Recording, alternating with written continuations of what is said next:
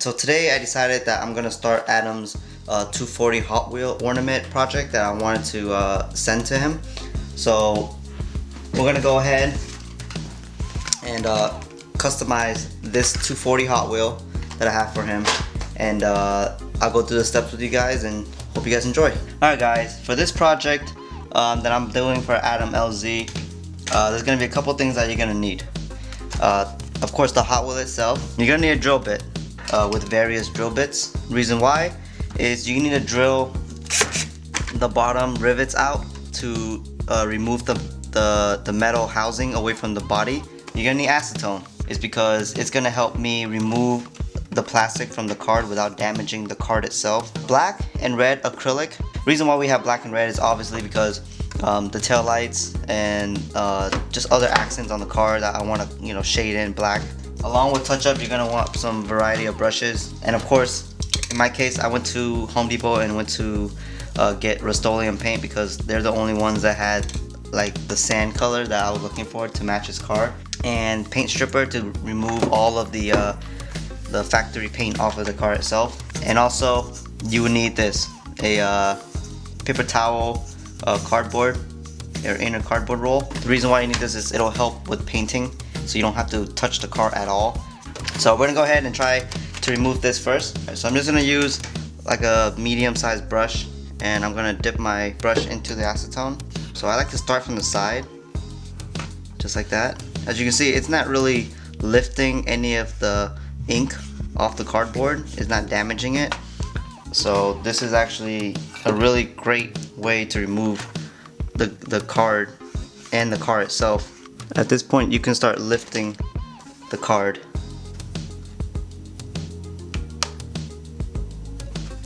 This works a lot better with 100% acetone, but I only have nail polish remover.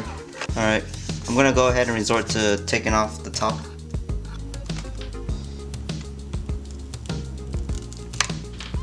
Alright, once you get enough, just pull it off carefully. Now Adam's car is tan with white wheels. As you can see, these are black wheels. I'm not going to be painting these wheels because it's going to be too difficult, and just these are double 5-spoke. He has like a 6-spoke wheel, so I'll be using these white wheels off this Ford, wherever it is, I don't even know. We're going to be using these white wheels and putting on that car. I'm going to use 2 drill bits. So what we're going to do is locate the rivet in the bottom here, and what you're going to do is you're going to drill these out. You want to work slow, but at this point it's not really drilling as much anymore. So what I have to do is switch the bit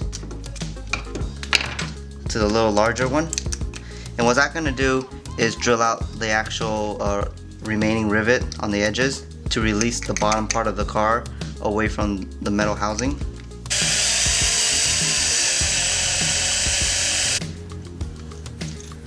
And there we go. Okay, now we just gotta pry off these 3 prongs for the wheels. Just bend the plastic back so I can release it. And there we go. Those are Adam's front wheels, or rear.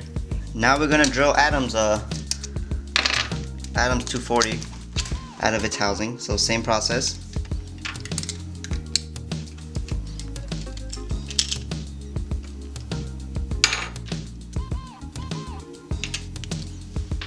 Alright, so now we have the bottom of the car, we have the interior, the mirror, and the car itself. Okay, so what I'm going to do is I'm going to keep the bottom the same and leave the glass alone, but I'm definitely going to swap the wheels, and then I'm probably going to paint the seats red because Adam does have red bucket seats, and then we're going to of course paint the car itself. Alright, for the paint stripping part, I don't really care too much about where it goes and where it sits on. I'm just going to spray it down. I just have it on this piece of parchment, and we're going to spray it down with the paint stripper.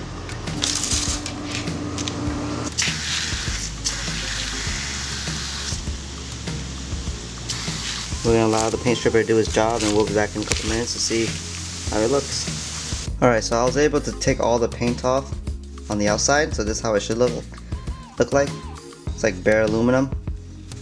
You could use the paint, the acetone, to get rid of like little bits of paint stuck in the crevices like that. I have some here that I have to remove. But once you get to this point, you're pretty much good. You can choose to sand it down, but I'm just gonna go ahead and primer it and paint it. I think the raw metal should be good enough. The one thing I need to emphasize is wear gloves when using the paint stripper, because that shit burns like a bitch.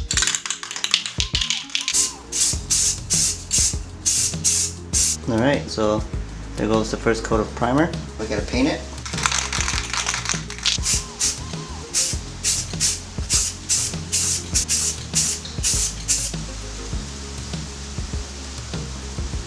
Alright guys, I just want to show you what 2 coats look like. I think that's all I'm ever gonna need. If it gets too freaking heavy on the coats, you start to lose all the details. Like right here on the tail lights, I sprayed a little bit too much and it almost disappeared. It was almost flat, but when it dried out a little bit, it actually looks pretty damn good. You can still see all the details. And that's one thing about painting, you want to just do light coats, but it's hard when you are painting die cast like this. So we're gonna wait on this one at least a day for it to dry. I don't want to touch it and cause any problems. I still gotta paint in the details like the tail lights, paint on the trim, things like that. So that's gonna be for another video.